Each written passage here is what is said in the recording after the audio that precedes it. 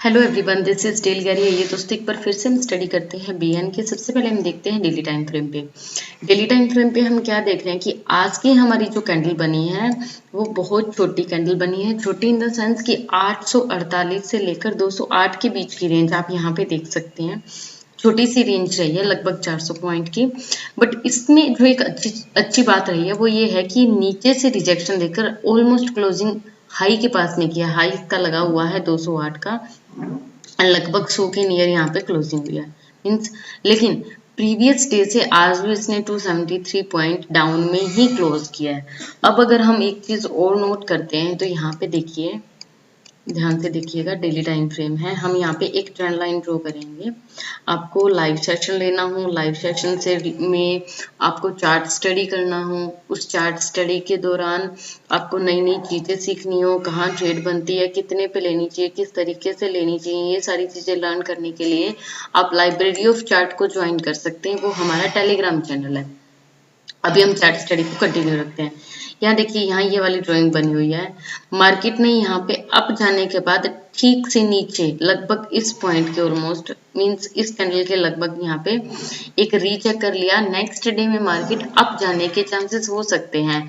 उसके बाद बीच में दिवाली की छुट्टियां हैं, उसके बाद मंगलवार को मार्केट ओपन होने के बाद एक्सपायरी वाले दिन में ओपन होगी। तो हमारे पास बीच में एक टाइम है और वो टाइम जो है उस टाइम के बीच में मुहूर्त सेशन भी ओपन होगा दिवाली वाले दिन।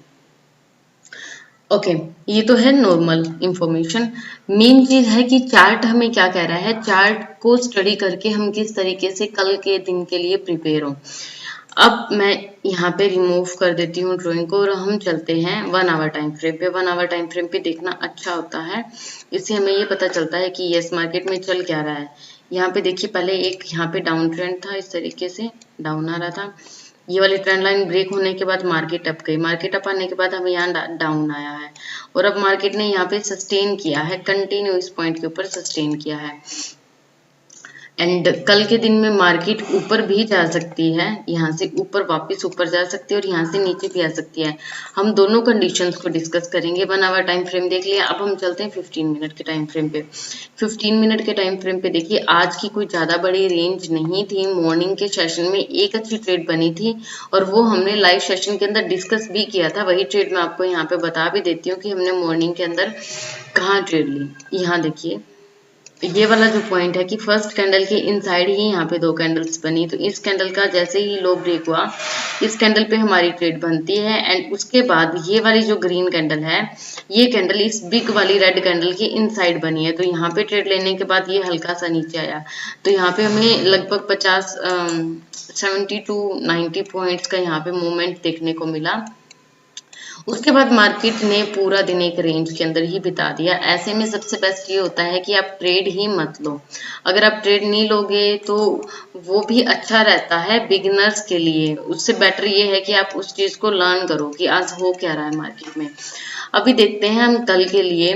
कल के लिए सबसे बेस्ट जो ट्रेड मिलेगी वो यही मिलेगी, अगर मार्केट इसी रेंज के अंदर ही कहीं ओपन हो जाती है।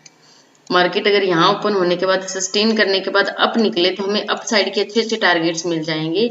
एक बार आप इस पॉइंट को भी देख लीजिए।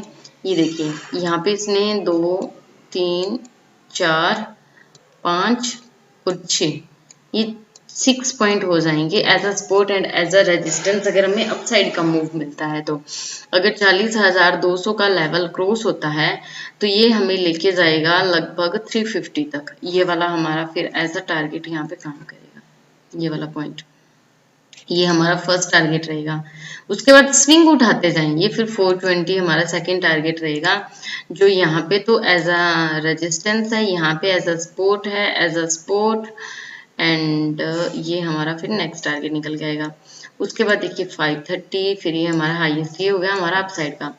अगर मान लीजिए कि कल मार्केट इस रेंज के आसपास कहीं ओपन होता है एंड लो ब्रेक करता है, तब हम क्या करेंगे। ये वाली रेंज देखिए, ये वाली रेंज तो क्रॉस होगी, ये वाली क्योंकि ब्रेक होगा। उसके बाद डायरेक्ट देखिए 39,850 टू 860 के लगभग ये वाला एरिया निकलने के बाद डायरेक्ट हमारा जो टारगेट निकल के आ रहा है वो हमारा आ रहा है 720 के नियर।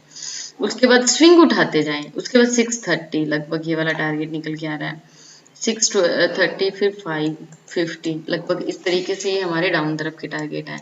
अब हमने बात की कि अगर मार्केट उसी रेंज के अंदर ओपन होती है देन मान लीजिए मार्केट गैप अप या गैप डाउन ओपन होती है, फिर हमें क्या करना है, तो फिर हमें एक रेंज बनने का वेट करना है कि कौन से सपोर्ट या कौन से रेजिस्टेंस के पास रेंज बन रही है। फिर वो रेंज जिस तरफ भी ब्रेक होगी हमारी ट्रेड उसी तरफ की बनेगी। प्लस आपको बीएन का चार्ट स्टडी करते time HDFC, Axis, ICIC and SBI इन चारों बैंक्स को देखना बहुत जरूरी है कि क्या ये चारों बैंक डाउन आने में और अप जाने में आपके साथ है या नहीं, ये आपके लिए एज अ सपोर्ट या एज अ रेजिस्टेंस काम कर रहे हैं या नहीं कर रहे। अगर बीएन के अंदर ग्रीन कैंडल मीन्स एक बड़ी ग्रीन कैंडल बन रही है तो आप वहां पे जरूर देखो कि कौन सा ऐसा बैंक है जिसके अंदर एक अच्छा वॉल्यूम आया है जिस वजह से एक अच्छी ग्रीन कैंडल बनी है। और अगर रेड कैंडल बन रही है तो भी आपको जरूर नोटिस में रखना है कि कौन से बैंक में रेड कैंडल बनी है। ये सारे कंपोनेंट्स देखने में बहुत जरूरी है, हम इसको भी स्टडी में ऐड करेंगे। फिलहाल के लिए इतना ही। और अगर आप ये चाहते हो कि उन कंपोनेंट्स की कैसे स्टडी की जाए, कैसे लर्न किया जाए, तो आप लाइब्रेरी ऑफ चार्ट को ज्वाइन कीजिए। Thank you so much, god bless you, take care.